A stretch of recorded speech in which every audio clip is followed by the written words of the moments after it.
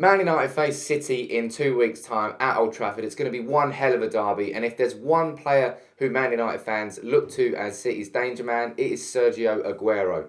But the Argentinian striker faces a potential 3-match ban after appearing to elbow Winston Reid in Man City's 3-1 win over West Ham on Sunday. Now, because the referee didn't see the incident, the FA can retrospectively ban him, just like they did with Marouane Fellaini against Robert Huth last year. You know, when Huth pulled his hair, Fellaini got banned for 3 games. Now, this might be an unpopular opinion, but I do not want Sergio Aguero to get a 3-game ban. And here's why. I think this Manchester derby has got it all on paper. We've got Pep Guardiola against Jose Mourinho. We've got Zlatan Ibrahimovic against Sergio Aguero. Pogba, he's against De Bruyne. You know, Bailey against Company. Now, this has got all the makings for one hell of a classic derby. And I don't want City to come to Old Trafford and have any excuses. I want them to have their strongest team coming to Old Trafford to get pumped.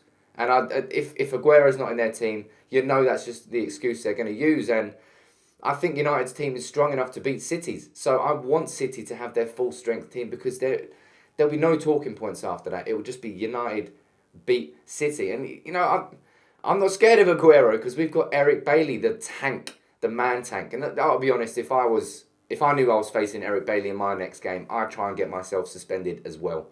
You know, and in the derbies when Louis van Gaal was manager, I didn't really think Sergio Aguero was that much of a threat. Yes, he started the season off very, very well, but we've got Zlatan Ibrahimovic. And you take Aguero out of City's team, you're really minimising their goal threat. And this, as I said, has the potential to be a classic derby. I think the biggest derby we've had in recent years was obviously the game at the Etihad a few years ago when we were both vying for the title. They won it 1-0 with Vincent Kompany's header. That was painful.